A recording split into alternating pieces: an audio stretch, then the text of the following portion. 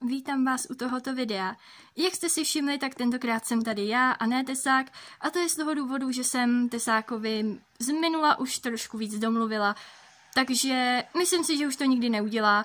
Pro jistotu si radši víc hlídám kameru, protože u Tesáka vlastně nikdy nevíte. No a dnes to opět bude rozbalovačka. Jo, a mimochodem, abych nezapomněla, Lukas a Nightshine vás pozdravují. No a teď na ty balíky, takže mám tu tenhle balík a tenhle. Jelikož jsou obrovský, tak vám je takhle ukážu. Jo, jsou to zase pečopáci. Ale zároveň tu máme i tohodle fešáka. Je to šlejch a asi si ho otevřeme jako prvního. Tak tady je už vybalený, ještě ho teda musím zbavit tady těch dvou cedulek, ale jinak je moc hezký, líbí se mi. Ještě teda nevím, jestli to bude záporná nebo hodná postava, řekla bych, že spíš záporák, protože podívejte se na ten psychopatický úsměv. Ne, dělám si srandu, já ještě nevím, ale uvidíme. Nicméně z něj teda ještě dostanu tyhle ty věci a hned budu zpět. Tak, takže tady už je konečně krásně vybalený, já vám ho teda asi spíš ukážu, až tyhle ty krabice budou pryč, protože teď mi přijde, že není moc hezky vidět, takže teď se jdu vrhnout na ty další balíky, což jsou pečopáci. No a jako první asi otevřu tohle.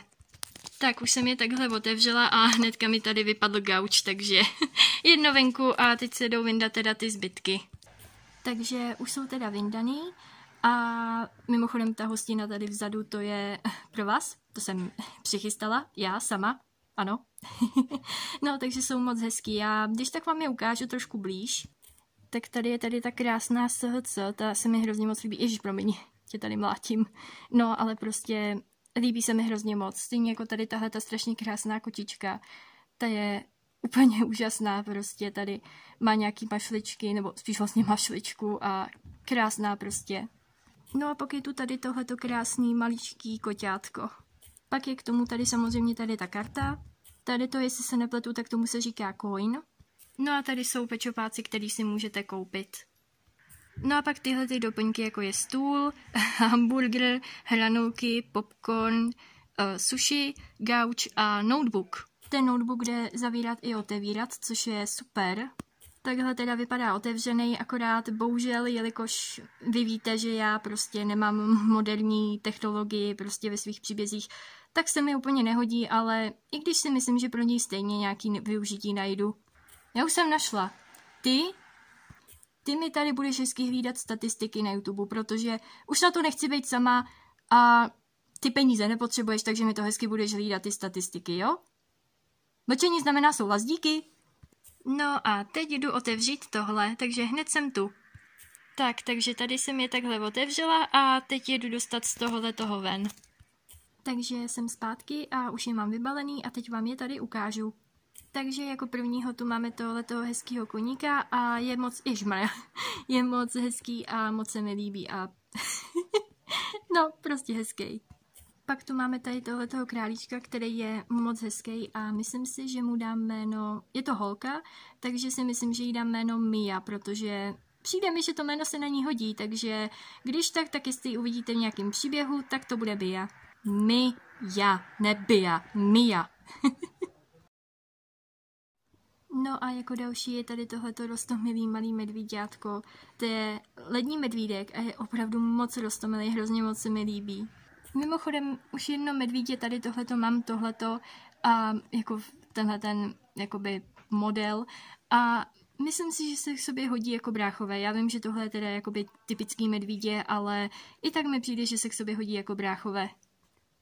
Jako další je tady tenhle roztomilý pejsek a věřte tomu nebo ne, ale tenhle ten pečopák je můj vysněnej, takže jsem ráda, že ho mám.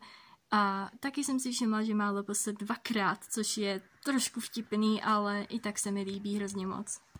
No a jako poslední je tady tenhle ten malej roztomilej tučňáček. No a tady jsou samozřejmě doplňky. A ještě jedna věc, než ukončím video, nebo než se prostě s vámi rozloučím, tak tyhle ty dva mi přijdou, že by mohli být dobrý pár, anebo že by to byli dobrý sourozenci, ale ještě si to rozmyslím. Mimochodem tenhle ten pečopák se mi hrozně moc líbí, protože no, nevím, možná jste si všimli, možná ne, že mám fialovou, no, prostě jste si toho nemohli všimnout, ale fialová je moje prostě nejoblíbenější barva a tenhle ten pečopák má fialový oči a fialový pruhy tady na hřivě a na ocasu, takže se mi hrozně moc líbí.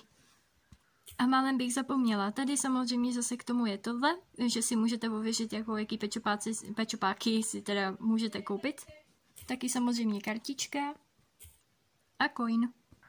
Takže vám chci hrozně moc poděkovat za to, že jste se koukali na tohleto moje video, i když to byla kecačka, spíš rozbalovačka. Takže já už teda pomalu, ale jistě budu teďka ukončovat video, takže jak jsem říkala, děkuju vám za zhlédnutí, mějte se všichni moc hezky a doufám, že se teda už konečně uvidíme u druhé epizody Noční oblohy, protože furt na tom pracuju, tak snad už to brzy bude hotové, tak se snad uvidíme tam a zatím pa.